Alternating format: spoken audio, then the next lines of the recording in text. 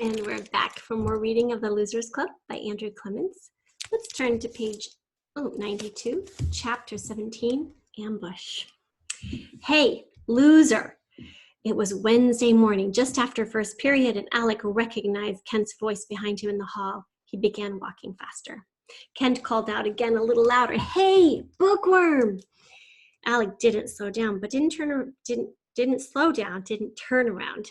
No way was he answering to that name. He kept walking, but he knew Kent was going to the art room, same as he was. Every day during first period, they had class together, gym or music or art or music. Kent was unavoidable. "Hey, Alec, wait up!" He stopped and turned, and Kent caught up with him, all smiles. Pretending to be out of breath, Kent said, "Phew, for a little guy, you can walk pretty fast. You know that?" Which was half compliment and half put down.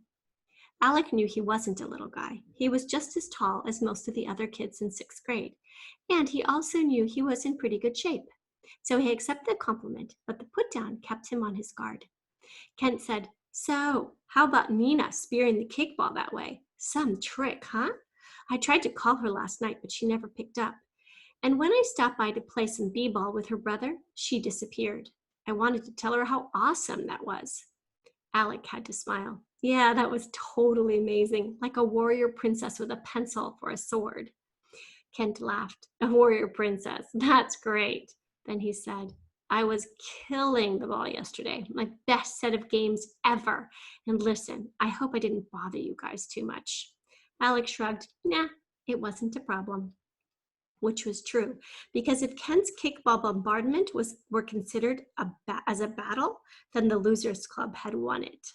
Alec knew that, and he was pretty sure Kent felt that way too. Otherwise, why was he trying to be so pleasant all of a sudden, and why was he complimenting Nina so much? The answer to that came quickly. Kent stopped just before the art room door. "Listen for a second, okay?" Standing face to face there, next to the bulletin boards, Alec did feel sort of little. Kent was at least 2 inches taller, and Alec had to tilt his chin up to look him in the eyes. Kent paused, and then completely seriously he said, "I just wanted to ask, are you and Nina, like, together or anything?" The question stunned Alec. He gulped. What do you mean, together? Us? No. Kent was all smiles again. "Great, because I'm kind of thinking of making a move, you know. She's pretty cool." Kids were rushing to their classrooms now, and Kent said, "Guess we better hustle before we get locked out, huh? Catch you later." Alec followed Kent into the art room. He felt like his head was still somewhere in the hallway, trying to figure out what had just happened. The bell rang, and Mrs. Bowden took charge. "Okay, listen up. There's a bowl of wallpaper paste and pre-cut strips of newspaper on every table. I want you to work from the sketches you made last week, and you can either use a balloon for the form, or you can make a form with bunched up newspapers and tape. By the end of the period, I want to see a mask starting to take shape. Papier-mâché is super messy, so put on your art shirts. Let's get to work." Kids started talking and bustling around, getting their smocks and sketches from the cubbies at the back of the room, picking up rolls of tape and stacks of newspaper, moving to their assigned tables. Alec shuffled from point to point around the room, picking things up, putting them down, buttoning his long shirt, finding his table, sitting on a stool. But he felt like his body and his mind were in different zones. He replayed what he'd just said to Kent about Nina. Together? Us? No. That was true. There was no question about that. But saying it like that, right out loud, and to Kent, it felt bad. Though really, what else could he have said? Who, Nina and me? Or not anything. Not really. At least, not yet. But still, I'd appreciate it if you would just disappear for about 2 years, or maybe move to France or Venus.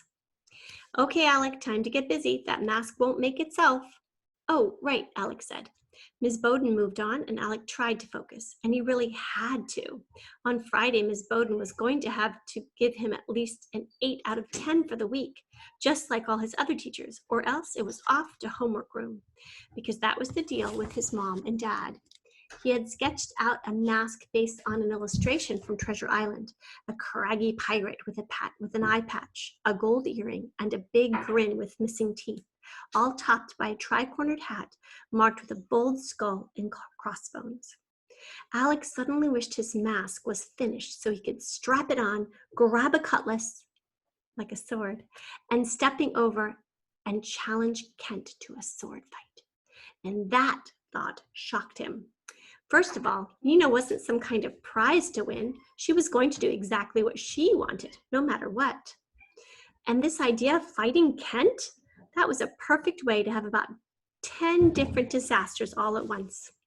I'd have to be completely crazy to even think about that. Alec dipped a long strip of newspaper into the gooey paste, then smoothed it into place. He took a deep breath, and he did it again and again. By the time he had added 10 strips of paper to his mask, Alec felt a little better, and he decided that he wasn't completely crazy, just half crazy. Chapter 18, Not Hilarious. By the time he got to his table in the gym that Wednesday afternoon, Alec was feeling much better about life, about himself, and about Nina. He was even feeling better about Kent. For one thing, he felt sure that Kent did not think he was a loser. A bookworm, yes, but not a loser. Not at all. Otherwise, why would Kent have talked to him about Nina like that before art class?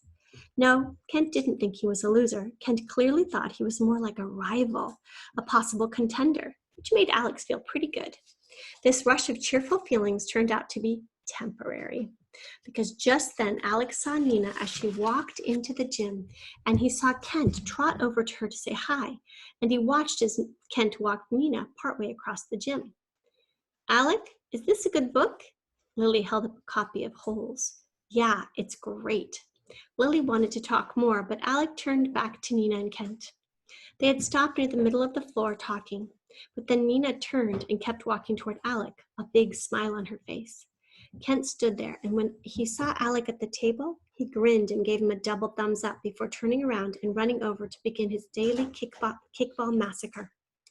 As Nina got closer and closer, Alec realized that he had a big problem, a new one.